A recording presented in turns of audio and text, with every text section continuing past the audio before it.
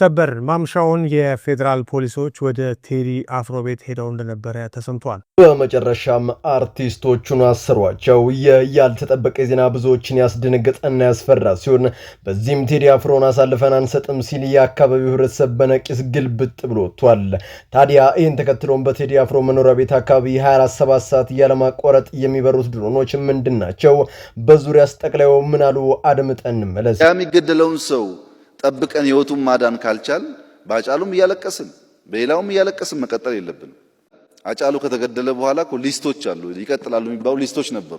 ተከላዩም ህይወቱ ያልፋል የተባለውን አርቲስት ጠብቀን ማዳን ካልቻለን ለአጫሉም ለሌላውም አልቅሰን አንዘልቆም፣ ከአጫሉ እልፈት በኋላም ሊስቶች አሉ ሲሉ የተናገሩ ሲሆን ይህንን ሊስት ማናዘጋጀው ጠቅላዩስ እንዴት እንደተዘጋጀ አወቁ? በሊስት ውስጥ ስም የማን ስም አለ? በዝርዝር እንቃኘዋለን። ምንድነው ያደረኩት? የዘርፌ ነገር ሁላችንም የሚያሳዝን ነው። ኦርቶዶክሶችም ልታዝኑ ይገባል። እኛም ጴንጤዎች ልናዝንላት ይገባል። በሌላ በኩል ዘርፍ እያለቀሰችና እያነባች ከዚህ በፊት ባደረገችው ኢንተርቪው ላይ ተጽታ ምንድን ያደረኩት ልክ አልሰራውም፣ የበላውባትን ያደግኩባትን ብሎም የተማርኩባትን ቅድስት ቤተክርስቲያንን ክጃት ባሰት ቆምኩባት፣ ቆይ ምን እያደረኩ ነው ያለው ስትል በተሰበረ ልብ ከዚህ በፊት ላደረገችው ንግግር የኢትዮጵያ ኦርቶዶክስ ተዋሕዶ ቤተክርስቲያንን ይቅርታ ጠይቃ ወሳኝ የተባለ መልእክትን ለሕዝብ አድርሳለች። በዙሪያም መረጃዎችን እንለውጣለን። ሁልጊዜ ከሽመልስ አፍ የምትሰማው ውርደት ነው። ሁልጊዜ ማጋጨት ነው። ግን ፈታኞቿን አጥፊዎቿን ማጥፋት ስለምታቀበት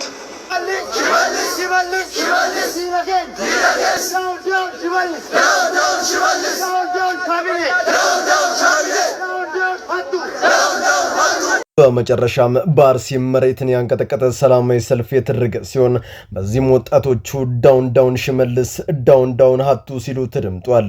በዚህም በጣም በሚያስገርም ሁኔታ ታዲያ በአርሲ አንድ አባት በአርሲ ክርስቲያኖች ላይ ላለፉት ዓመታት ስለተፈጠረው ነገር ይፋ ያደርጉ ሲሆን ይህንን ከጀርባ ሆኖ እየመራ ያለውን ባለስልጣን ለህዝብ ይፋ በማድረግ ያ ሰው ከስልጣኑ ካልተነሳ አርሲ ሰላም አትሆንም ሲሉም ተደምጧል። በዙሪያም መረጃዎችን ሰጣችኋለሁ። ሰላም በመላው ዓለም ላይ የምትገኙ ቤተሰቦች እንዴት ናችሁልኝ? እኔ ደህና ነኝ። ቸሩ መድኃኔዓለም የተመሰገነው። በዛሬው ቆይታችን እጅግ በጣም ቁም ነገር አዘል ቪዲዮዎችን ይዤላችሁ መጥቻለሁ። ከእናንተ የሚጠበቀው እንደተለመደው ቪዲዮ ላይክ እና ሼር ማድረጋችሁን አትርሱ። ዳይ ወደለቱ ቪዲዮ ምንድነው ያደረኩት? የዘርፌ ነገር ሁላችንም የሚያሳዝን ነው። ኦርቶዶክሶችም ልታዝኑ ይገባል። እኛም ጴንጤዎች ልናዝንላት ይገባል። ብዙዎቻችሁ እንደምታውቁት መናፍቃን ከኦርቶዶክስ ተዋሕዶ ቤተክርስቲያን እንደ ይሁዳ በጥቅም ተገዝተው ኦርቶዶክስ ለዝላይ ለስጋ ፍቃዳቸው አልመች ስትላቸው ጾም፣ ጸሎቱ፣ ስግደቱ ያደፈጠ አውሬ ሲቀሰቅስባቸው ምክንያት እየደረደሩ ኦርቶዶክስ ክርስቶስን አትሰብክም፣ ለሰው ልጅ ምግባር ያስፈልገው ማመኑ ብቻ በቂ ነው እያሉ በሉተር የተለወሰውን ጣፋጭ የመሰለ መርዝ ይጋታሉ። ይህንን ከሆኑ ሰዎች መካከልም በቀዳሚነት ስፍራ የተቀመጠችው በዩጩፋ ማታለያ ተሸውዳ ኦርቶዶክስን የካደችው የቀድሞ ዘማሪ ዘርፌ ከበደ ስትሆን በቅርቡ በአንድ ፖድካስት ላይ ቀርባ ኦርቶዶክስ ትልቅ መስቀል አንጠልጥላ መታየት እንጂ ክርስቶስን አትሰብክም፣ ተደብድቤ ማውቃለሁ ስትል ያለ ስም በመስጠት ተዋሕዶን ጭላሸት ለመቀባት ሄደችበት ርቀት ብዙዎችን ማሳዘኑ አይዘነጋም ነበር። እንደሚታወቀው የመጀመሪያው ምናፍቃን ከኦርቶዶክስ እንደወጡ ትልቁ ዓላማቸው ወንጌል ከመስበክ ይልቅ እዚያ በነበርኩ ሰዓት እገሌ እንዲሆኑ እገሌ እንዲያድርጉ ማለት ሁሌም ካፋቸው የማይጠፋ በተከታዮቻቸውም የሚወደድላቸው ቃል ነው። ታዲያ ዘርፌም የበላችበትን ወጨት ሰብራ እንደማ ጠላት ስትዘላበድ ብትደመጥም በዛሬው ዕለትም ባደረገችው ኢንተርቪው ላይ ምን እያደረኩ ነው? ቆይ ለኔም እየገባኝ አይደለም ስትል እያለቀሰች በመናገር ላደረኩት ነገር ሁሉ ቅዱስ ሲኖዶስን ይቅርታ ጠይቃለሁ ስትልም ተናግራለች። ሁልጊዜ ከሽመልስ አፍ የምትሰማው ውርደት ነው። ፈታኞቿን አጥፊዎቿን ማጥፋት ስለምታቀበት ከዛም ያለፈ ነገር ስላላት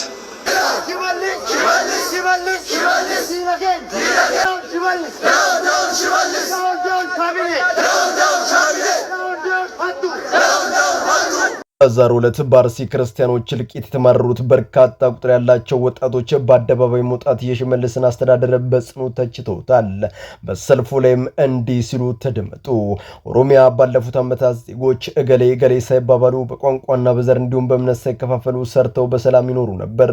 ህዝባችን ታሪኩ ዘርፈ ብዙ ነው። ጉዲፈቻም አንዱ የኦሮሞ ህዝብ ስራ ሲሆን ይህም ማለት የአብራክ ክፋይ ያልሆነ ልጅ ዘር፣ ቀለም፣ ጾታ ሳይሉ እንደ ልጅ ማሳደግ ነው። ዛሬ እንኳን ጉዲፈቻን ይኖር በኦሮሚያ በታጠቀው ነግና ወሃቢያ ሽመልስ ተደምሮበት ሰላም ነስተውናል። ይህም ባንድ የመጣ ነገር አይደለም። ሽመልስና ካቢኖቻቸው በሐሰትና ባጉል ትርክት አንዱ ባንዱ ላይ እንዲነሳ እጅግ በጣም አደገኛ ፈንጂዎችን ቀብሮ ነበር።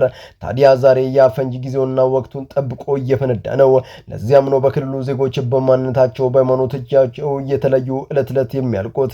ያካሄድ ሃይባይ ካጣ ሽመልስም በዚህ ስልጣን ላይ ከቀጠለ መኑኝ ሀገራችን የሩዋንዳውን አሰቃቂ የሁቱና ቱሲን ታሪክ ትደግማለች።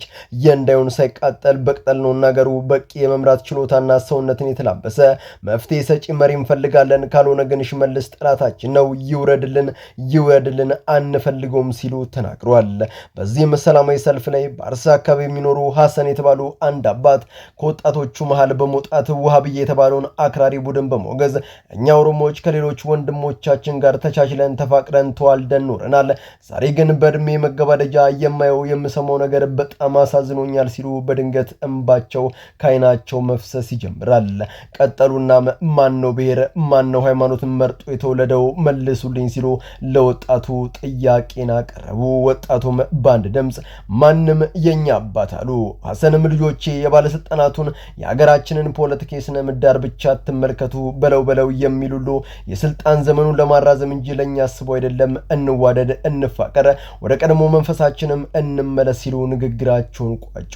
የአርሲ ወጣቶች በእውነትም አኮራችሁኝ። ሰበር ማምሻውን የፌዴራል ፖሊሶች ወደ ቴዲ አፍሮ ቤት ሄደው እንደነበረ ተሰምቷል። ትላንት ማምሻውን የቴዲ አፍሮ ቤት በድሮና በፌዴራል ፖሊሶች ተከቦ መዋሉ ለምን ይሆን? የድምፃዊው ቴዲ አፍሮ ቀኝ እጅ የሆኑት ቁልፍ ሰዎች በድንገት ለምን ታሰሩ? ኢላማ ውስጥ ቴዲ አፍሮ ይሆን? በአሁኑ ሰዓት በብዙሃኑ ዘንድ እየተነሳ ያለ ጥያቄ ነው። በዓለም የፖለቲካ ታሪክ ውስጥ በርካታ መሪዎች የማይነካ ነገር ነክተው ለራሳቸው የጥፋታቸውን ጊዜ በአደባባይ ሲያውጁም ተመልክተናል። የቅርቡንም እናንሳ። በኔፓል የሶሻል ሚዲያ መታገዱን ተከትሎ ወጣቶቹ በጄንዚ ሪቮሉሽን ሀገሪቱን በህዝብ ማዕበል በማጥለቅለቅ 4 ሰዓት ባልሞላ ጊዜ ውስጥ መንግስታቸውን አስወርደውታል። የምንን ያሳያል? መሪዎች ምንም አስፈሪ መሳሪያን እስከ አፍንጫቸው ቢታጠቁም ከህዝብ በላይ ሊሆኑ እንደማይችሉ ነው። ታዲያ ይህን በደንብ ጠንቅቀው የሚያውቁት ጠቅላዩ በርካታ ቁጥር ያለውን ኃይል ለቴዲ አፍሮ በመመደብ እንዲሁም በመኖሪያ ቤቱ 24/7 ቁጥጥር የሚደረግ ድሮን በመላክ እንደ ንግስቷ ንብ ክፉ እንዳይነካው ሲጠብቅ ነበር። ይህንን ለምን አደረገ? ቴዲ በስተት አንድ ነገር ቢቀጥመው የሚነሳውን ከፍተኛ ሪቮሉሽን በደንብ አውቆታል።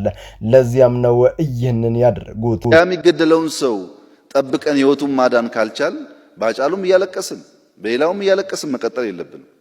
አጫሉ ከተገደለ በኋላ እኮ ሊስቶች አሉ፣ ይቀጥላሉ የሚባሉ ሊስቶች ነበሩ። ጠቅላዩም ተናገሩ። ህይወቱ ያልፋል የተባለውን ሰው ጠብቀን ማዳን ካልቻለን በአጫሉም እያለቀስን በሌላውም እያለቀስን መቀጠል የለብንም። ከአጫሉ እልፈት በኋላም ይቀጥላሉ የሚሉ ሊስቶች ነበሩ ሲሉ ተናግረዋል። ይህ ሊስት የማን ይሆን? በዚህ ሊስት ውስጥ ከተቀመጡ ሰዎች መካከል ማን አለፈ? የቀሩትስ እነማን ናቸው? አብረን እንቃኛለን። እንደሚታወቀው በሀገራችን ያለውን ፖለቲካ የስነ ምህዳር ማወደስ እንጂ ማንኳሰስ ዋጋ እንደሚያስከፍል ሩቅ መሄድ ሳይኖርብን ከጠቅላዩ የልብ ወዳጅ ለማ መገርሳ መነሳት ሌሎችንም እንጠቅሳለን። ጋዜጠኛ ያየሰው ሽመልስ፣ ጋዜጠኛ መስከረም አበራ፣ የህዝብ ተወካዮች ምክር ቤት አባሉ ክርስቲያን ታደለ፣ የቀድሞ የሰላም ሚኒስቴሩ ታዬ ደንዳ፣ ዮሐንስ ቧያሌው፣ ሌሎችንም በርካታ በሊስት ውስጥ የሰፈሩ ሰዎችን እንመለከታለን።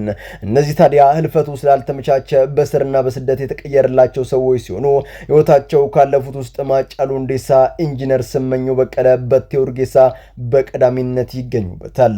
ታዲያ ከነዚህ ስማቸው በሊስት ውስጥ የሰፈረ ወቅትና ሰዓት የሚጠበቅላቸው ተሰናባሾች እንዳሉም በግልጽ መረዳት ይቻላል።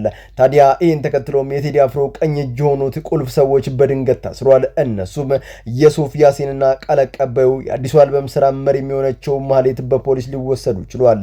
ምን አድርገው? እስካሁንም በውል የታወቀ አንዳች ነገር የለም። ከዚህ ጋር ተይዞም ድርጊቱን ብዙዎች እያወገዙ ሲሆን ቴዲ እንደምትመለከቱት በእያንዳንዱ እንቅስቃሴው በህዝቡ እንዲህ ታጅቦ መንቀሳቀሱ ያለውን ከፍተኛ ተጽዕኖ ፈጣሪነት በግልጽ ፍንትው አድርጎ ያሳየም ሆኗል። ቴዲ አፍሮ ወንድሜ ፈጣሪ አምላክ ክፉ ነገር ሁሉ ጠብቀ የመጨረሻው መልእክቴ ነው። በመላው ዓለም ላይ የምትገኙ ውድ ቤተሰቦቼ ለዛሬ እናንተን ያስተምራሉ፣ ይጠቅማሉ፣ መረጃ ምናሉ ብዬ ያሰብኳቸውን ቪዲዮዎች በዚህ መልኩ አቀረብኩላችሁ። በቀጣይ በሌሎች አስተማሪ ቪዲዮዎች እንገናኛለን። ለዚህ ቻናል አዲስ ከሆናችሁ ምን ይጠብቃችሁ ነው? መለስ ያላችሁ ሰብስክራይብ፣ ላይክ፣ ሼር ማድረጋችሁን አትርሱ። ባላችሁበት ሁሉ ክፉ ሳይነካችሁ በሰላም በቸር በጤና ቆዩልኝ። ይመቻችሁ።